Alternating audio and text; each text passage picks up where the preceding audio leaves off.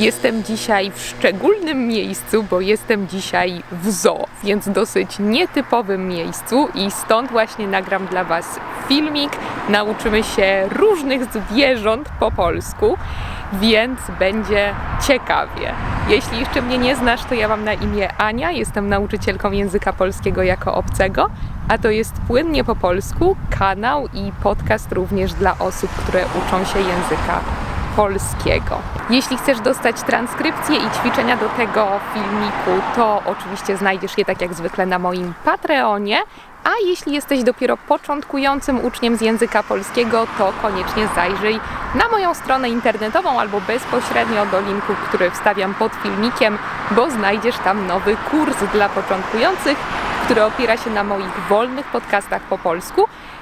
Są tam też filmiki z gramatyką, są ćwiczenia na gramatykę, na pisanie, na mówienie z moim feedbackiem, więc jest wszystko, czego potrzebujesz, żeby nauczyć się języka polskiego. Tak jak mówiłam, linki do Patreona i do kursu są w opisie pod filmikiem. Wiem, że zoo to może być trochę kontrowersyjne miejsce i nietypowe, więc dajcie mi znać najpierw w komentarzach, co myślicie o zoo, czy chodzicie tam, czy byliście kiedyś w zoo, i czy jesteście za, czy przeciw.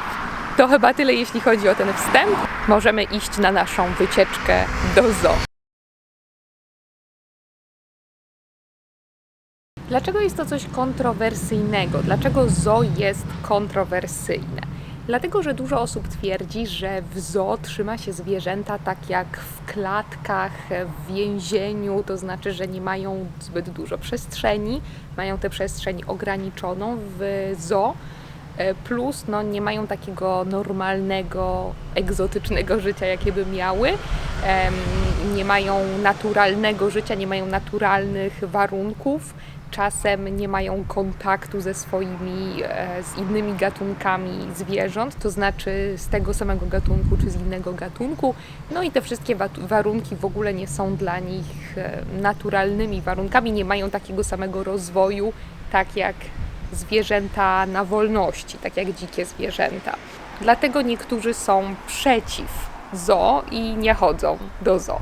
Twierdzą, że te walory pedagogiczne zoo, czyli to, czego możemy się tam nauczyć, nie są aż tak istotne w porównaniu z tym, jaką krzywdę wyrządza się tam zwierzętom. To jest zdanie niektórych osób. Inni twierdzą zaś, te osoby, które są za zoo, że zoo pomaga w utrzymaniu gatunków, które są zagrożone wyginięciem. Tak jak wiecie, niektóre gatunki zwierząt, niektóre zwierzęta są zagrożone wyginięciem albo jest ten ich gatunek zagrożony generalnie, więc są tam różne stopnie z tego co wiem, może być albo bardzo zagrożony wyginięciem, albo trochę mniej, więc nie wiem dokładnie jak to wszystko wygląda w teorii, ale wiem, że osoby, które są za zoo właśnie podają to jako argument, jako największy argument, że jednak dzięki zoo te gatunki mogą przetrwać.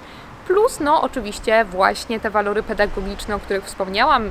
Gdyby nie było zoo, to wiele osób nie mogłoby nawet nigdy zobaczyć słonia, czy żyrafy, czy hipopotama i tak dalej. Jestem bardzo ciekawa, co Wy o tym myślicie. Czy macie jakieś zdanie na ten temat, bo pewnie dużo osób też nie ma konkretnego zdania, czy nie ma jasnej opinii na ten temat, ale są pewnie takie osoby pośród Was, które twierdzą, że zoo jest dobre lub zoo jest złe, które mają konkretną opinię, którą mogą poprzeć argumentami, więc jestem bardzo, bardzo ciekawa, jakie są Wasze zdania na ten temat.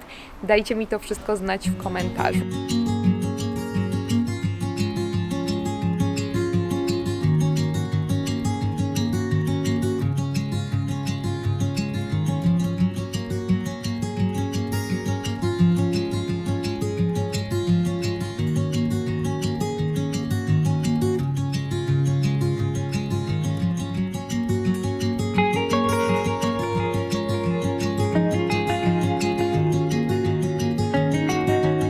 Jestem już w zoo, jest to zoo we Francji, nie w Polsce. Pierwszy raz chyba jestem w zoo w innym kraju. W ogóle rzadko chodzę do zoo, chyba Byłam tylko w zoo w Warszawie tak naprawdę ze wszystkich. I jestem tutaj dlatego, że na Mikołajki zrobiłam taki prezent mojej rodzinie, że kupiłam nam bilety do zoo, które były ważne przez dłuższy czas, dlatego jesteśmy tutaj dopiero teraz.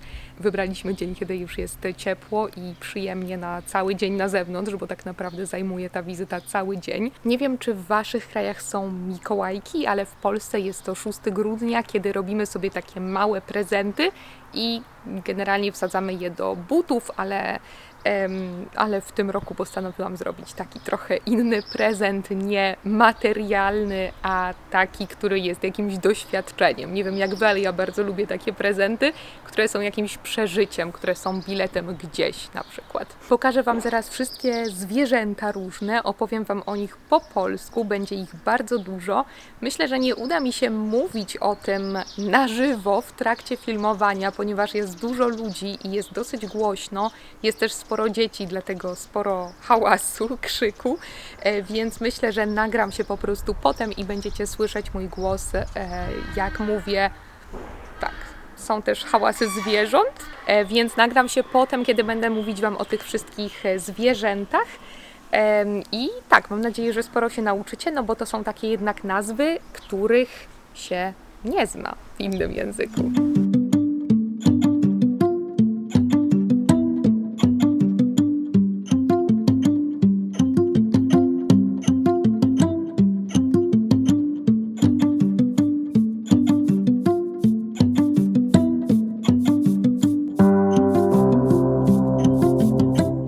Jedną z rzeczy, która najbardziej podobała mi się w zoo, w którym byliśmy, było to, że można było wejść wewnątrz do klatek ptaków.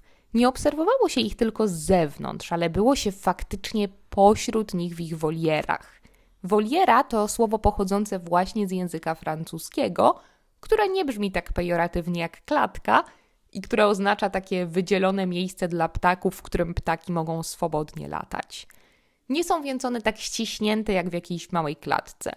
Ptaki latały więc wokół nas i nie muszę chyba Wam mówić, że było to ulubione miejsca dla mojej rocznej córki, która ma teraz fazę na ptaki i na wszystkie ptaki reaguje wielką radością. A potem zobaczyliśmy mrówkojady.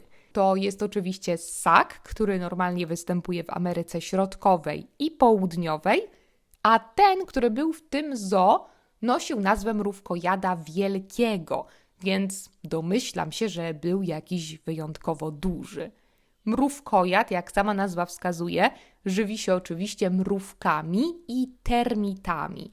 Dlatego też mrówkojad ma bardzo długi, lepki język, żeby móc wyciągać mrówki i termity z ich gniazd. Nie ma zębów. To, czego dowiedziałam się w zoo, to fakt, że w ciągu jednego dnia mrówkojad wielki zjada około 30 000 mrówek i termitów. Całkiem sporo, no nie? Widzieliśmy też oczywiście różne rodzaje małp.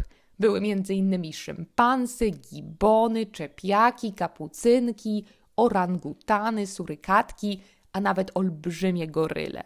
Było sporo rodzajów małp, których w ogóle nie znałam. W każdym razie były małe małpki i te duże małpy. Często nie przebywały też w klatkach, a po prostu na dużych terenach, czasem otoczonych po prostu wodą, więc zastanawiałam się, jak to jest zorganizowane, żeby stamtąd nie uciekły. Najbardziej imponujące było zdecydowanie spotkanie z gorylami. Teren, który był dla nich przygotowany, był ogromny. Miały sporo miejsca i w środku, i na zewnątrz. Na filmiku wygląda to, jakby żyły w klatce, ale chyba po prostu było tak ciepło na zewnątrz, że wolały schować się do środka. A kiedy w ogóle myślę o zoo, to może Was to zainteresuje, bo przypomina mi się taki polski film, który nosi tytuł Azyl i który opowiada o rodzinie Żabińskich, o Antoninie i Janie Żabińskich, bo nie wiem, czy wiecie, ale w Warszawie zoo nosi imię w ogóle Antoniny i Jana Żabińskich. To jest taka rodzina, takie małżeństwo, które zajmowało się zoo w trakcie II wojny światowej i uratowało bardzo, bardzo wiele Żydów. Setki Żydów zostało uratowanych dzięki nim. W zoo w Warszawie jest cały czas Willa Żabińskich, którą można zwiedzać, jest otwarta dla publiczności, więc bardzo, bardzo Wam polecam ten film, jeśli jeszcze go nie widzieliście i myślę, że jest to dosyć ciekawe, jeśli chcecie nauczyć się czegoś o zoo warszawskim. Jestem też bardzo ciekawa, czy byliście kiedyś w zoo w Polsce albo w Warszawie. Dajcie mi koniecznie znać. W zoo były też oczywiście te typowe, duże zwierzęta, ale większość z nich miała akurat drzemkę. Lwy i hipopotamy smacznie sobie spały, podobnie tygrysy, białe tygrysy i tygrysy azjatyckie, bo w zoo były 2 rodzaje tygrysów. Drzemkę ucięły też sobie akurat nosorożce. Tylko jeden nosorożec wydawał się odosobniony od reszty i zupełnie nie wyglądał, jakby miał ochotę na sen. Może spał już dłużej wcześniej. Na ogromnym terenie chodziły też sobie słonie. Na moim profilu na Instagramie zapytałam Was nawet, jak nazywa się to zwierzę i większość z Was miała rację. To jest słoń. A propos, jeśli jeszcze nie obserwujesz mnie na Instagramie, to koniecznie zacznij, bo tam publikuję wszystko na bieżąco, a potem nastąpiło nieoczekiwane spotkanie z żyrafą, która stała tak blisko, że można byłoby praktycznie ją pogłaskać. Oczywiście nie odważyłam się tego zrobić, ale ciekawie było zobaczyć ją z aż tak bliska i faktycznie przekonać się, że ma bardzo ciekawy język. Bo nie wiem, czy wiecie, ale żyrafy mają bardzo długie i czarne języki. Ich języki mają około 50 cm i są czarne dlatego, żeby ochronić je przed słońcem. Razem z żyrafami były też zebry. Na samym końcu można było spotkać się ze zwierzętami gospodarskimi, takimi jak kozy, świnie, króliki, chomiki, świnki morskie czy kucyki. Kucyki to po polsku takie małe koniki, na których często jeżdżą dzieci. Warunki, w których mieszkały, też przypominały farmę. Były zagrody dla poszczególnych zwierząt i można było się poczuć jak na wsi. Już jestem po mojej wycieczce w zoo. Bardzo, bardzo mi się podobało. To też, że jest to położone w takim południowym regionie Francji, to znaczy nie południowym, ale ciepłym regionie Francji, to sprawia, że ten klimat safari, klimat dla zwierząt, które normalnie żyją w Afryce, w ciepłych regionach, jest jakiś bardziej autentyczny niż ten, który pamiętam z Warszawy. Bardzo dawno, tak jak mówiłam, nie byłam w zoo w Warszawie, było to jeszcze przed pandemią, z tego co pamiętam chyba, więc no, nie mam jakichś bardzo wyraźnych wspomnień z tego miejsca, ale wiadomo też, jak to jest. Warszawa jest dużym miastem, więc inaczej wygląda zoo. Zoo w dużym mieście. Tutaj nie jestem w mieście, a tak jak widzicie, obok lasu, także klimat jest zupełnie inny, atmosfera jest zupełnie inna. Bilety są co prawda dosyć drogie, bo zapłaciliśmy chyba jeden bilet kosztował 25 euro albo prawie, nie pamiętam już dokładnie, ale no nie jest to tania impreza na pewno, takie wyjście. Ale myślę, że warto, żeby zobaczyć różne gatunki zwierząt, szczególnie z dzieckiem, bo jest to naprawdę ekscytacja duża dla dzieci. Dlatego cieszę się, że mogłam tu być i mam nadzieję, że Wy też mogliście się dużo nauczyć z tego mojego dnia, z tej mojej wycieczki do zoo, bo było sporo różnych zwierząt, więc mam nadzieję, że nauczyliście się nowych gatunków zwierząt po polsku. Jeśli chcecie dostać transkrypcję i ćwiczenia do tego filmiku, to wszystko jest na moim Patreonie, a ja z całego serca dziękuję moim patronom za to, że mnie tam wspierają i tam są ze mną. Jest to naprawdę bardzo, bardzo ważne dla mnie i dla mojej pracy. Przypominam Wam też o kursie dla początkujących, który cały czas jest otwarty. Jeśli macie ochotę się zapisać, to Was tam zapraszam. Planujemy spotykać się też online, żeby trochę porozmawiać po polsku, rozwiać wszystkie wątpliwości moich kursantów, więc jeśli chcielibyście spotkać się z nami, to zapraszam Was. Przepraszam, założę okulary przeciwsłoneczne, bo jest spore światło, spore słońce, dlatego trochę nie widzę już i mrużę oczy. No, więc tak, to chyba wszystko, co chciałam Wam powiedzieć w tym zakończeniu. Dajcie mi koniecznie znać, czy byliście kiedyś w zoo w Polsce albo w Waszym kraju. Co myślicie o wycieczkach do zoo? Czy jesteście za, czy przeciw? To jest dla mnie bardzo, bardzo ciekawe. Trzymajcie się i do zobaczenia w kolejnych filmikach, do usłyszenia w kolejnych podcastach. Pa, pa!